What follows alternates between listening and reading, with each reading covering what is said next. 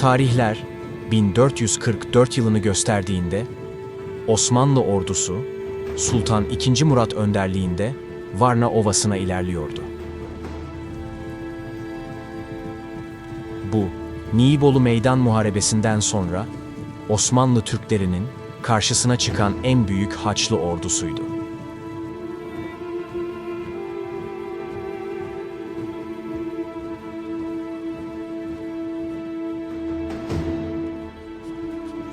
Macar Kralı Ladislas öncülüğündeki bu ittifak, Balkanlardaki Osmanlı varlığına son vermek amacıyla yola çıkmıştı.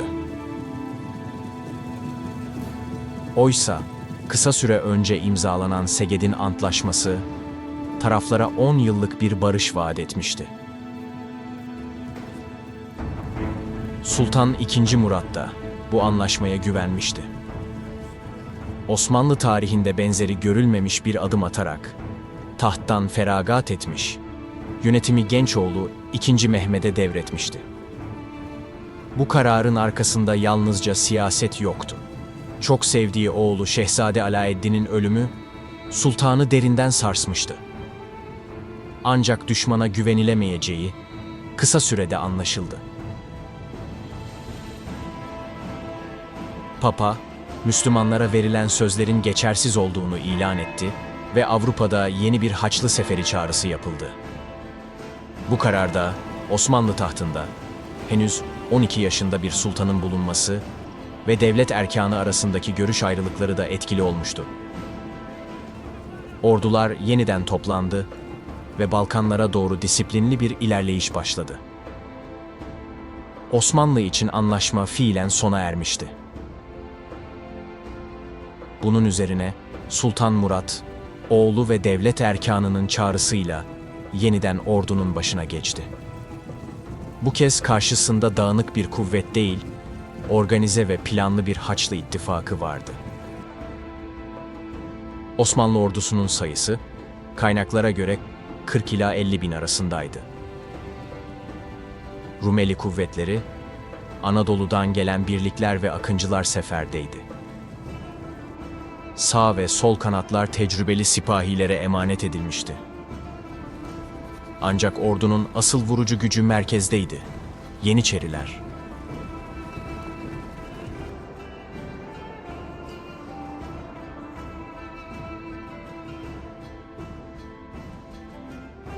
Karşı tarafta ise Avrupa'nın farklı krallık ve prensliklerinden toplanmış büyük bir Haçlı ordusu vardı. Ordunun siyasi lideri Macar Kralı Ladislas'tı. Genç yaşına rağmen Osmanlı'ya karşı düzenlenen bu seferin simgesi haline gelmiş, Avrupa saraylarında umut olarak gösterilmişti. Askeri komuta ise tecrübeli kumandan Janosch Hunyadi'nin elindeydi. Osmanlılarla defalarca karşı karşıya gelmiş, Balkan coğrafyasını ve Türk savaş düzenini yakından tanıyan bir isimdi. Hızlı süvari manevraları ve ani baskın taktikleriyle ün kazanmıştı. Haçlı ordusu yalnızca Macarlardan oluşmuyordu. Leh kuvvetleri, Eflak birlikleri ve Avrupa'nın çeşitli bölgelerinden gelen ağır zırhlı şövalyeler bu ittifakta birleşmişti. Papalık desteğiyle toplanan bu ordu, seferi yalnızca siyasi değil, kutsal bir mücadele olarak görüyordu. Amaç ise daha büyüktü. Osmanlı'yı Balkanlardan söküp atmak ve bölgedeki güç dengesini yeniden Avrupa lehine çevirmek. Varna Ovası'na doğru ilerleyen bu ordu, kısa süre önce imzalanan barışı geride bırakmış, kaderini meydan savaşında aramaya karar vermişti.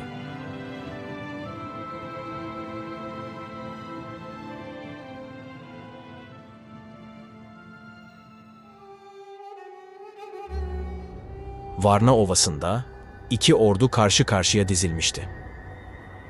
Türk ordusu, ağzı Haçlılara dönük bir yay biçiminde tertiplenmişti. Sağ kanatta Şehabettin Paşa komutasında Rumeli sipahileri ve ihtiyatları, sol kanatta II. Murad'ın eniştesi Karaca Paşa komutasında Anadolu sipahileri ve ihtiyatları bulunuyordu. Yeniçeriler ve sipahiler ise II. Murad'ın emrinde olarak ordunun merkezinde yer alıyordu. II. Murad'ın bulunduğu tepeye bir mızrak dikilmiş ve mızrağın ucuna da Haçlıların bozdukları Seged'in barış anlaşması asılmıştı. Haçlı komutanı Hunyadi Yanoş, Haçlı ordusunu Varna şehrinin 750 metre ilerisinde hizaya sokmuştu. Ordunun sağ kanadında mevzilenen 5 alay Bosna, Varadin, Banoş, Erlo piskoposlarının ve kardinalin alaylarıydı. Ordunun merkezinde bulunan Ladislas ve Stefan alayları, kralın komutası altındaydı. Kral Ladislas, kendisini koruyan süvariler ile çevrilmiş olarak mevziin orta kısmında bulunuyordu. Sol kanattaki bataklık sahasında mevzilenen 5 alay Ziben, Bürker, Zekskiler ve Macar Jikaki alaylarından mürekkepti. Eflak askerleri ise ihtiyat kuvveti olarak merkezin gerisine yerleştirilmişti. Başkomutan Hunyadi Yanoş, muharebeyi her taraftan idare edebilmek için herhangi bir mevziye bağlı kalmadan seyyar bulunmayı tercih etmişti.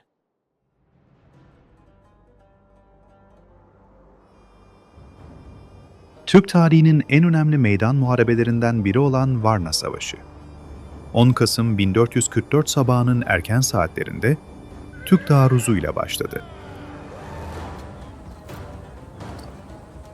Sultan II. Murat, sol kanatta bulunan azapları ve akıncıları düşman ordusunun sağ kanadına doğru ileri sürdü.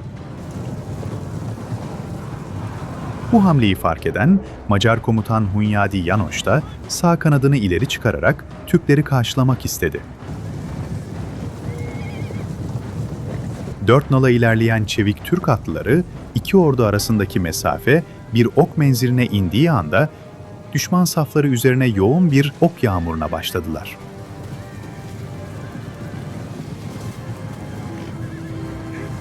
Türk atlılarının bu hızlı hücumları ve keskin manevraları karşısında Haçlı birlikleri zor anlar yaşıyordu.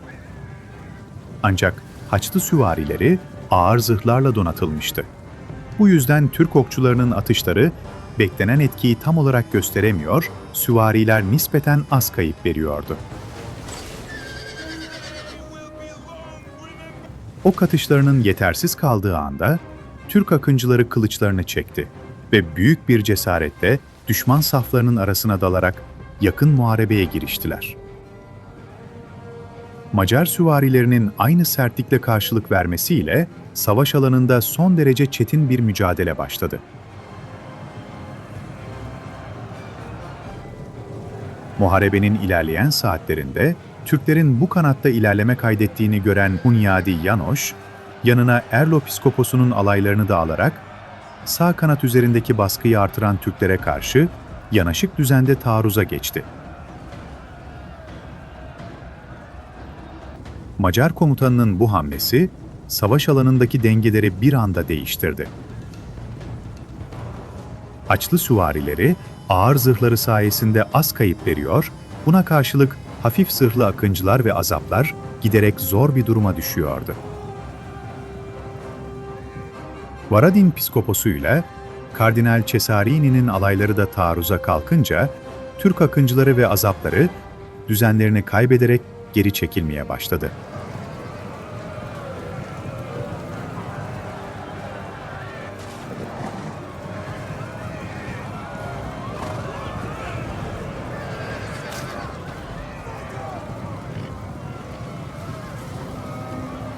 Bu sırada Osmanlı ordusunun sağ kanadında bulunan Rumeli sipahileri de karşılarındaki Haçlı sol kanadına doğru hücuma geçmişti. Ancak Haçlı birlikleri sağ kanatta olduğu gibi burada da Türk süvarilerinin uygun mesafeye kadar yaklaşmasını bekledi. Ardından bir anda şiddetli bir karşı taarruza giriştiler.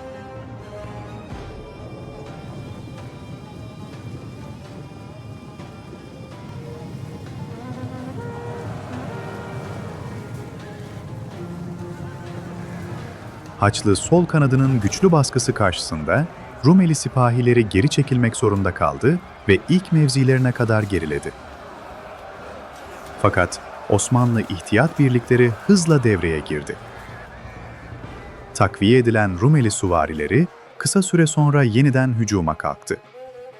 Bu ani karşı taarruz karşısında Haçlı sol kanadı bu kez geri çekilmek zorunda kaldı.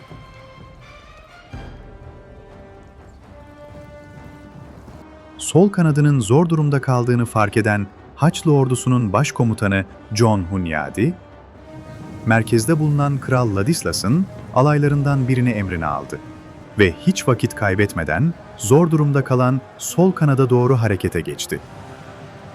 Savaşın kaderini belirleyecek anlar artık yaklaşmak üzereydi. Kanatlardaki çetin çarpışmalar sürerken savaş alanında dengeler sürekli değişiyordu. Bir ara Osmanlı kanatlarının geri çekildiğini gören Haçlı komutanları, zaferin artık yakın olduğuna inanmaya başlamıştı. Fakat Haçlı ordusunun başkomutanı John Hunyadi ise daha temkinliydi. Savaşın henüz kazanılmadığını biliyor, ordunun düzenini korumasını istiyordu. Bu yüzden merkezde bulunan Kral Ladislas'a haber göndererek hiçbir surette yerinden ayrılmamasını rica etti.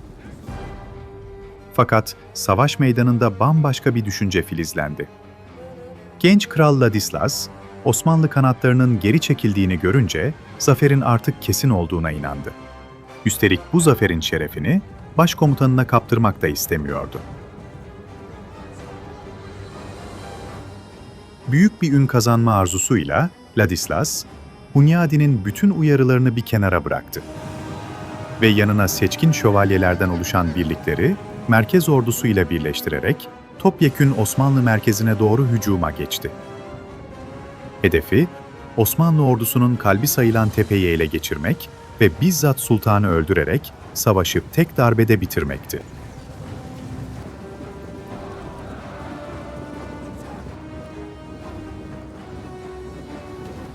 O sırada Osmanlı ordusuna komuta eden 2. Murat, tepedeki mevziden savaş alanını dikkatle izliyordu. Kralın merkez kuvvetleriyle kendilerine doğru geldiğini gören Sultan Murat, Yeniçerilere kısa bir emir verdi. Yeniçeri hattının merkezi bilerek geriye doğru çekildi. Macar kralı bu hareketi görünce, Yeniçerilerin korkuya kapılarak geri çekildiğini sandı. Hiç tereddüt etmeden, Hünyadi'yi de dinlemeyerek Osmanlı merkez ordusuna saldırıya geçti. Fakat bu hamle, hayatının en büyük hatası olacaktı. Kral Ladislas ve yanındaki şövalyeler, tepeye yaklaşır yaklaşmaz Yeniçeri hatları bir anda düzen almaya başladı. Genç kral ne olduğunu anlayamadan kendini Osmanlı askerlerinin kıskacı içinde buldu. Kaçtığı sanılan Yeniçeriler, çelik gibi bir disiplinle Haçlı süvarilerinin önüne set olmuştu. Bir anda savaş alanında kılıçların, baltaların ve mızrakların sesi yükseldi. Kralı koruyan şövalyeler, Yeniçeri duvarının önünde kaldı ve birer birer yere düşmeye başladılar. Tam bu sırada Ladislas'ın atı da bir balta darbesiyle yere devrildi. Yere düşen kral ayağa kalkıp savaşmaya devam etmek istediyse de bir Yeniçeri tek bir darbeyle Macar ve Lehistan kralı olan Ladislas'ın başını gövdesinden ayırdı. Kralın ölüm haberi Haçlı saflarına ulaştığında ordu içinde korku ve panik hızla yayılmaya başladı. Biraz önce zafer kazandıklarını düşünen Haçlı askerleri şimdi büyük bir şaşkınlık ve korku içindeydi. Kısa süre sonra Kral Ladislas'ın kesik başı bir mızrağın ucuna geçirilerek Osmanlı saflarında yükseltildi. Bu manzara Haçlı ordusu üzerinde adeta yıkıcı bir etki yarattı. Birçok asker için savaş artık bitmişti. Tam bu sırada durumu kurtarmak için Haçlı ordusunun başkomutanı John Hunyadi hızla merkeze doğru ilerledi. Hunyadi, kralın öldüğünü görünce askerlerinin savaş alanını terk etmemesi için büyük çaba harcadı. Ancak korku artık ordunun içine işlemişti.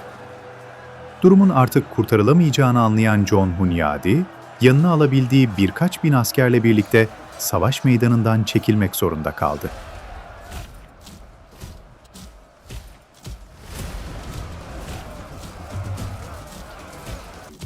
Ve böylece 10 Kasım 1444 günü gerçekleşen Varna Meydan Muharebesi, Osmanlı Devleti'nin kesin zaferiyle sonuçlandı.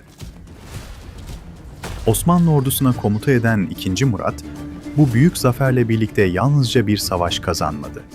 Aynı zamanda Avrupa'nın Osmanlı Devleti'ni Balkanlardan atma girişimini de ağır bir yenilgiye uğrattı.